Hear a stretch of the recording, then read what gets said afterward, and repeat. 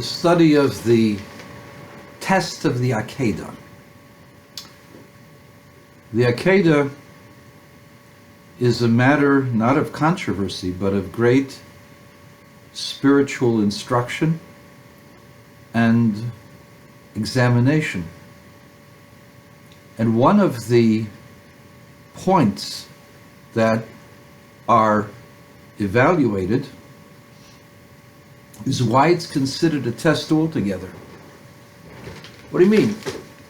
Abraham was asked to slaughter his own child. But who asked? This wasn't a father. This wasn't a boss. This wasn't a teacher. This was God Almighty, the creator of all, the creator of the universe. And the question is, why is this considered a test if God himself is saying this to Abraham?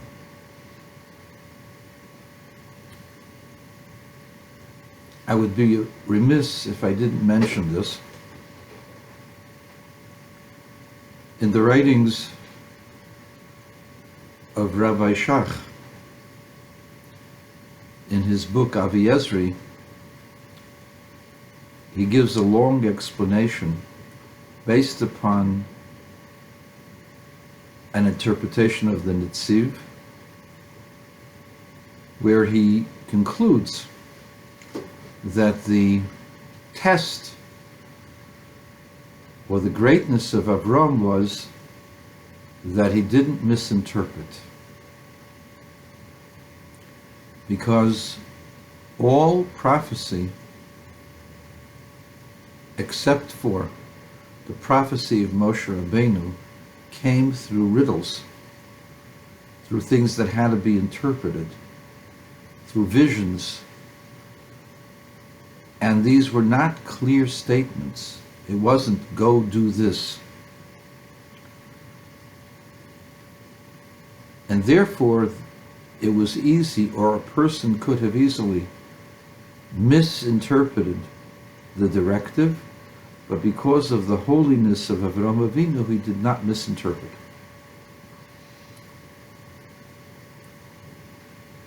I'm sure that many people would think that this is an original insight into this controversy as to what the test was, but it actually is something that's very difficult to understand at all. The Rambam says that the prophet sees things in a riddle, yes. In other words, it's not a riddle. He sees a directive which he has to interpret. So the Rambam says immediately the interpretation of the vision is inscribed in the heart, in the understanding of the prophet. Avram Avinu was a prophet either since he was 3 or since he was 40. One Midrash says that Avram was 3 when he recognized his creator. Others say he was a teenager or he was older. Rambam has it that at 40 he recognized the creator.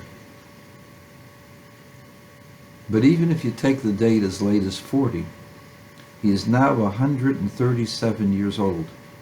97 years have passed, and Avram has been a prophet all of those years. And the prophecies were not just those recorded in the Torah. There were thousands and thousands, maybe tens of thousands of prophecies that Avram Avinu experienced. There is no question that Avram always understood the meaning of the prophecy, and there cannot be any doubt that Avram Avinu would have misinterpreted, and that this interpretation has no basis in fact and should not even be considered.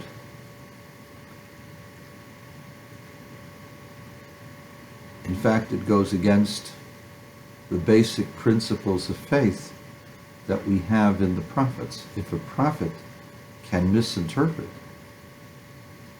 then how can you have confidence in any of the prophecies? So, outside of that, there are three major tenets, three major interpretations to what makes the test of the binding of Isaac so unique.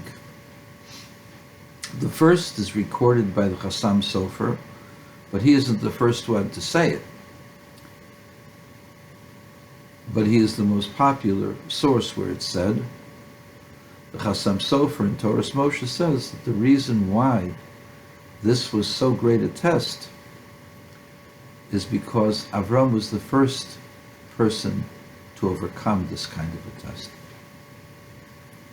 Sure, during the Middle Ages, many of the holy people of Germany and France, Jewish people of Germany and France, rather than submit to forced conversion, killed themselves and their families in order to avoid being forced to commit what is considered the worst sin a Jew can do, to change religions, to go against our God.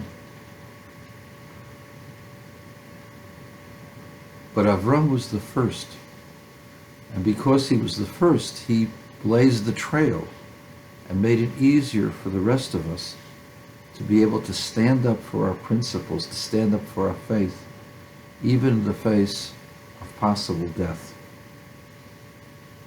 or certain death. The second answer is found in the Holy Tanya, the Tanya Kadisha,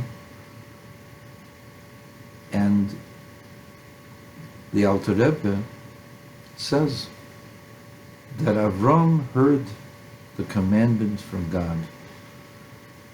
He did not hesitate. As soon as he is able, he gets up, he chops the wood, asks his son and his attendants to come on a trip to do a service to God, and he goes. He goes with alacrity. Zrizusei the Avraham Avinu, the zrizus, the alacrity, was what was remarkable. He didn't just do it, he did it with his entire being, his entire zeal, despite the fact that this went against his nature and went against his greatest love, which was the love that he had for his only child, through Sarah. So that's the second great answer that is found in the holy books. The third answer is found in the Kedushas Levi. And the Kedushas Levi is a sefer, it's a book that was written by a tzaddik for tzaddikim, by a holy person to teach holy people how to serve God. Yes, Avram Avinu was told by God to go and do the Akedah. And yes, Avram Avinu did so with great alacrity. But what happened when God intervened? He sends an angel to stop the slaughter of Isaac. What would have been the ordinary person's feeling at that time? Oh, wonderful, I don't have to do this. This is my love, this is my child. Oh, he would have hugged this child and kissed this child. Thank God you didn't have to do this. That's not what happened.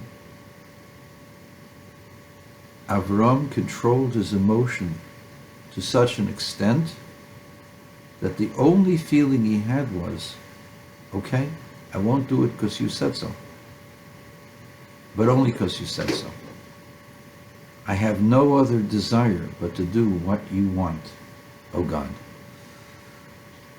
And that's hinted in the words, V'lechasachtas binchas yichidcha mimeni, you haven't withheld your only child except mimeni, because of me. Because I told you not to. That's the only reason why you stopped. You had no other motive.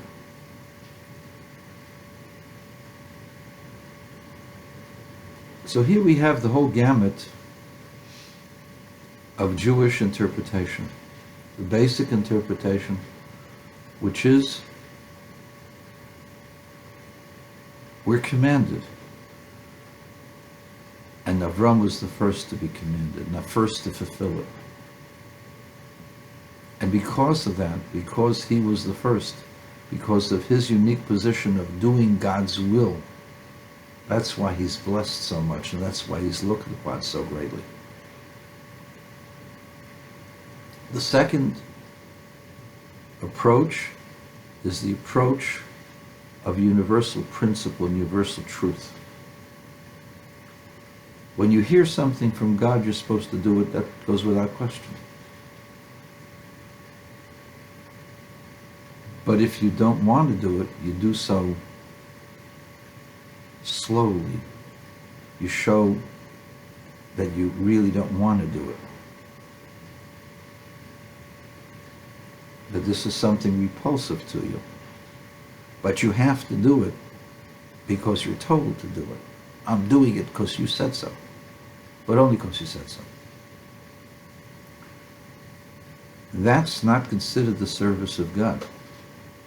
The service of God is that even when there's something that is detrimental to your health or to your life, but it's God's will, and you must fulfill God's will, you do so with enthusiasm and happiness and love. And that's what Avraham Avinu showed.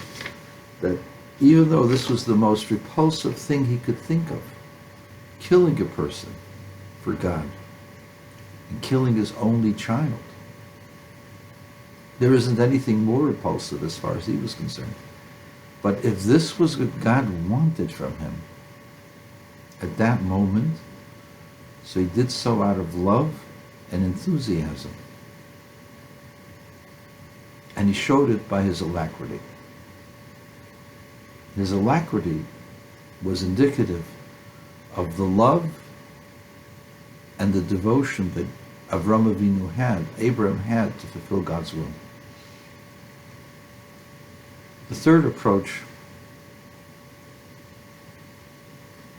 is the transformative, that the human being must come to a higher existence where there is only the will of God.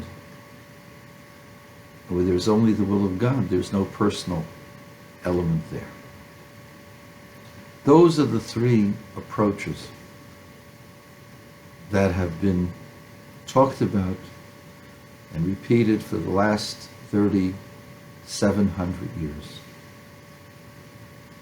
But I have another little tidbit here.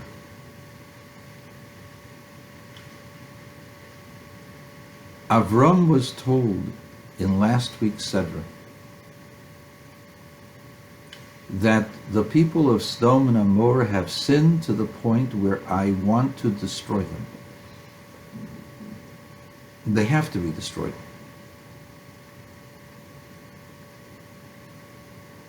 So what does Avraham Avinu do? He fights with God. He argues. What? You're going to kill them for what? Because they're so bad. Maybe there's something good. Maybe we can change them. Maybe there is some redeeming element within them. Maybe there are enough righteous people to change the balance, to make their existence worthwhile. Avram argues with God for an entire day. He's unsuccessful. But Avram does not change his mind. God hasn't changed, but neither has Avram. Avram is unhappy that God is destroying those cities with those inhabitants, despite the fact that Avram knew that they were wicked people. the desire to transform and to help people become better was so strong that even those who were beyond help, Avram hoped that he could help them.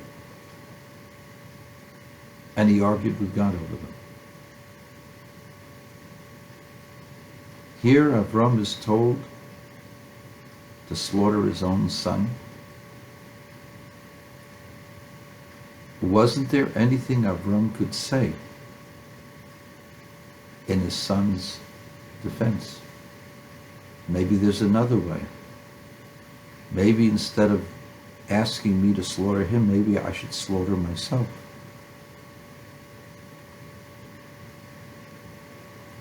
But Avram did not give any argument to God. None whatsoever.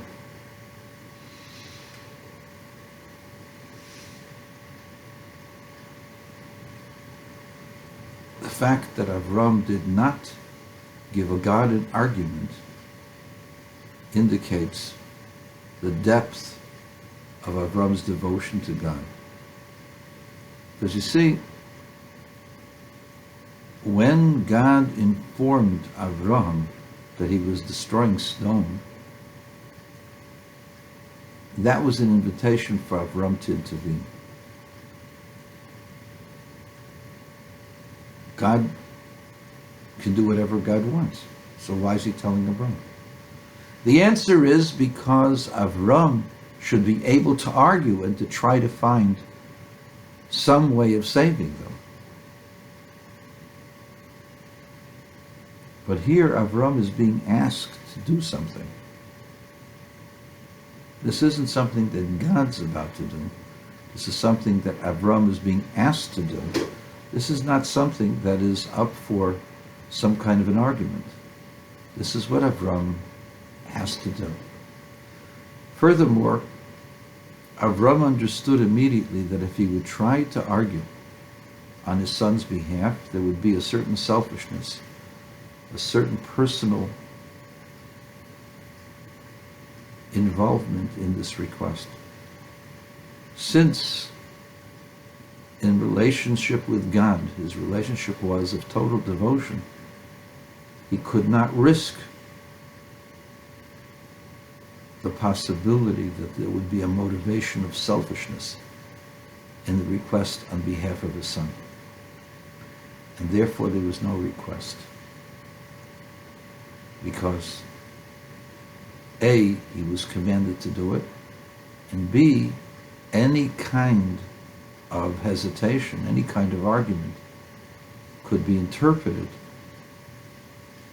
as selfishness, as lacking true devotion.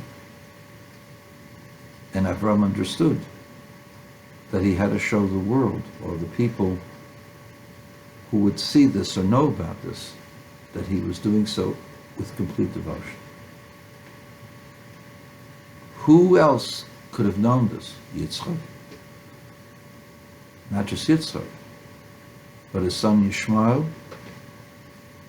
and his servant Eliezer.